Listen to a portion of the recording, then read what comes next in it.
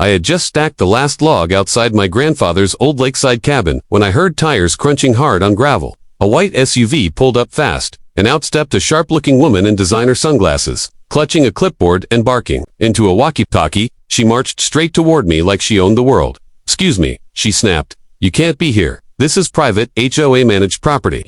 I raised an eyebrow, confused but calm. "Ma'am, this is my land. Been in my family for nearly 70 years. She didn't flinch. "That cabin is a violation. I'm calling the authorities if you don't leave." I gently laid the axe down, brushing off my flannel. "Feel free. I'd love to speak to them myself." Her face twisted. "You've got about 10 minutes before you're removed." She turned away, dialing 911. Little did she know, the land beneath her neighborhood didn't just have history, it had a name. Mine while she called the sheriff. I walked back up the porch, poured myself some coffee, and sat in the old rocking chair facing the lake. The sun was settling across the water, and all I could think about was how peaceful it had been before she showed up. This land wasn't part of her HOA. In fact, the HOA hadn't existed until nearly 4 decades after my grandfather bought the land and built this place with his own hands. I had the paperwork to prove it to original deed, land survey, and tax records going back generations. I wasn't the kind of guy who looked for trouble, but I wasn't about to roll over. For someone waving a clipboard and entitlement, especially when that someone had no idea whose land she was standing on. That SUV, that walkie-talkie, and all that HOA energy didn't scare me. It just made me wonder how long they'd been operating under false assumptions. 15 minutes later, a sheriff's cruiser rolled in behind her SUV. She waved her arms, dramatically, rushing up to the deputy like she was the victim of some great injustice. "That man is squatting on our HOA-controlled land," she cried, jabbing a finger toward my cabin. The deputy approached me with a neutral look. "Afternoon, sir. Do you have any paperwork to verify your ownership?" I nodded and reached inside the cabin. Within seconds, I was back with a weathered folder containing every legal document he'd need. He took them without hesitation and walked back to his cruiser. Karen, still ranting, tried to peer over his shoulder. "You'll see, officer. We've got HOA bylaws," he cut her off. "Ma'am, bylaws don't override deeded ownership." Her face dropped. "What?" He looked up from the document and said, "According to these records, not only is he allowed to be here, this entire subdivision sits on land that legally belongs to him." Karen froze like someone had pulled her battery out. She stammered, That can't be our HOAs. Been here for years. We've had meetings, fines, enforcement." The deputy nodded. "You may have managed the neighborhood, but without a proper land lease or sale agreement, the HOA has no actual claim." I sipped my coffee quietly, watching the lake glisten behind them. "Ma'am," I said softly, "this cabin was built in 1956. Your HOA didn't form until the late 90s. No one ever approached my family to purchase or lease this land. You built around it, not on it." She tried to argue, but her voice cracked. "So what happens now?" The deputy took a deep breath. "That's a matter for lawyers. But for now, you're standing on his land." She slowly backed toward her SUV, her face pale. She had come with the full force of HOA arrogance, and had just learned her empire sat on someone else's soil. As she drove off in a storm of tire dust and embarrassment. The deputy chuckled. "I don't see this often," he said. "Usually, it's noise, complaints, or dogs off leashes." I grinned. "Well, I guess I'm the first guy to be accused of trespassing on his own porch." He nodded at the cabin. "Nice place. Real peaceful." I thanked him, and we talked for a minute about local fishing, weather, and the old days when land ownership actually meant something people respected. When he left, I walked back inside and opened the safe beneath the floorboards. In it were decades of forgotten letters, a few old photos, and the original 1956 sales contract with the county seal still pressed into the corner. My grandfather was always proud of what he built. I knew one day it would come under threat. I just didn't expect that threat to wear yoga pants and carry a walkie-talkie. Over the next few days, things got interesting. Flyers started appearing on trees and mailboxes. "Illegal cabin discovered on HOA land." It was laughable. They were trying to spin the narrative, but I had already contacted my attorney, who filed a cease and desist on their communication. My lawyer also began preparing a legal notice of land use violation. Turns out, much of the HOA's infrastructure, including their so-called community nature, trail, and drainage system, passed right through property deeded to me. I had let it go out of neighborly respect. But now that they tried to erase me, that respect was gone. HOA board members began showing up with concerned faces. "Surely we can work something out," they asked. I said the same thing every time. "You should have knocked before trying to kick me out." I wasn't bitter, I wasn't angry, but I was absolutely done letting anyone else pretend they owned what generations of my family had protected. Then came the emergency HOA meeting. I wasn't invited, but word travels fast in small towns. Apparently, Karen had been temporarily suspended pending investigation. Some board members wanted to dissolve the HOA entirely. Others pushed for negotiations with me. I stayed quiet. I wasn't looking for revenge. I just wanted peace, the kind you get from watching sunlight stretch across water without someone threatening to fine you for using a porch swing. My attorney sent them a revised land lease agreement. If they wanted to continue using parts of the land, they'd have to acknowledge ownership, remove false claims, and contribute to maintenance. It wasn't about money. It was about respect. And if they couldn't give that, then fences would go up, signs would be posted, and the community would shrink fast. Karen tried one last time to speak with me, asking for a fresh start. I smiled. You called the cops on me. Karen, that was a start. It didn't take long for the rest of the neighborhood to catch on. People started stopping by my cabin, this time not to protest, but to talk. Some apologized. Some asked questions about the land. A few brought cookies. One older gentleman, a Vietnam vet, shook my hand and said, "Glad to know someone, finally, put the HOA in their place." I didn't gloat. I just explained the truth and let them draw their own conclusions. Within a month, several homeowners held their own meeting and voted to leave the HOA voluntarily. Others followed. Karen, she vanished. Moved out overnight, according to a neighbor, probably too embarrassed to stay. Can't say I blamed her. I never wanted to be the villain of her story, but if I had to be the reminder that paperwork matters more than power trips, so be it. Winter rolled in slowly that year. The lake turned still, and frost settled over the rooftop every morning. I'd sit on the porch with a blanket and coffee, the rocking chair creaking beneath me. Sometimes I'd catch sight of families walking by. Free now. No more violation notices. No more community regulations about curtain colors or mailbox sizes. I watched them enjoy the land for what it truly was. Shared space, not controlled property. I didn't put up fences. I didn't evict anyone. I just made sure the truth was known.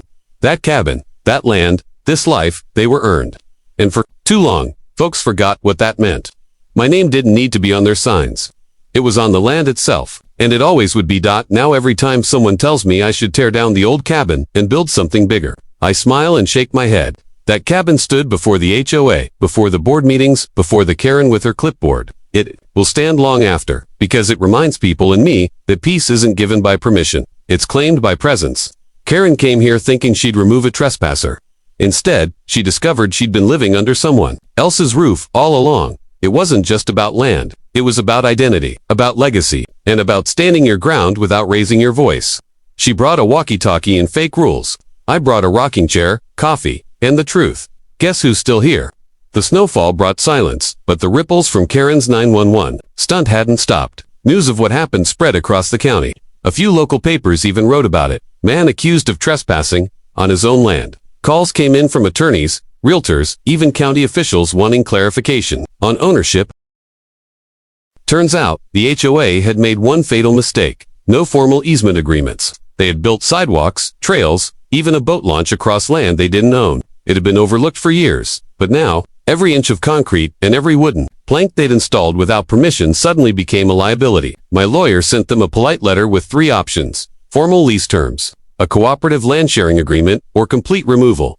The board panicked. Most of them had bought their homes thinking they owned the land beneath their feet. But now, even their flower beds were under review, and I hadn't moved an inch. The board called an emergency vote. Word got out quickly, and I received a letter, not from the HOA, but from concerned residents. They wanted a town hall. Not angry, just confused. We didn't know. One letter said, if we had, we'd never have joined this HOA, so I invited everyone to the cabin, all 24 homeowners. I brewed a massive pot of coffee, stacked chairs on the deck, and lit the outdoor fire pit. That evening, almost everyone came. They were respectful, curious, and most of all, embarrassed. I didn't scold them. I simply told the story. My grandfather, the purchase in 1956, the years my family paid property taxes while the neighborhood grew around us without asking. I could have stopped the HOA years ago, I said, but I figured, live and let live. They listened. Some nodded. A few teared up. One kid even asked, does that mean the lake is yours too? I smiled. All the way around. By the end of that meeting, something shifted. These weren't enemies. They were just neighbors, misled by people who thought power meant control. I told them I wouldn't push anyone out. I had no interest in lawsuits or making anyone feel unwelcome, but the HOA that had to change. Within a week, residents held their own internal vote. The results, 21-3 in favor of dissolving the HOA entirely. Karen didn't attend. She'd been silent since the sheriff corrected her in my driveway. Some said she'd gone to stay with family. Others claimed she'd quietly put her house up for sale. I didn't care. I wasn't out for revenge, just respect. And that's what I started getting. The fake violations, the warning letters, the patrols, all of it vanished. What replaced it was something the HOA had failed to create in 20 years. A real community. Not one based on rules, one based on choice. Soon after, the neighborhood began to look different. Kids played outside without fear of being cited for noise violations. Someone started a small garden coop near the trailhead. One man converted his garage into a woodworking studio and left the door open for curious neighbors. Someone even suggested organizing lake cleanup weekends. "We want to take care of this place," they said, "because now we know who it belongs to, and he's letting us stay." It was strange how quickly things changed when fear was replaced with understanding. People brought over food, tools, even old photographs from the early years of the neighborhood, trying to piece together what had happened. And me, I kept sitting on the porch, sipping coffee, watching the world adjust. My cabin didn't change. But the people around it finally did. Not because they were forced, but because they were free. Funny what truth can do. Karen eventually returned. She came alone, no clipboard, no walkie-talkie, just her, holding a manila envelope and a trembling voice. "I wanted to apologize," she said. "I didn't know. I acted terribly." I didn't interrupt, I let her speak. She handed me the envelope. Inside was a letter of resignation, an official apology, and a notarized statement acknowledging the HOA's overreach. "I wanted to fight at first," she admitted, "but the more I looked into it, the more I realized. You never once tried to take anything from us. You just wanted to be left in peace." I nodded slowly. "I still do." She asked if I'd accept the apology. I told her yes. But forgiveness doesn't mean forgetting. It means moving forward.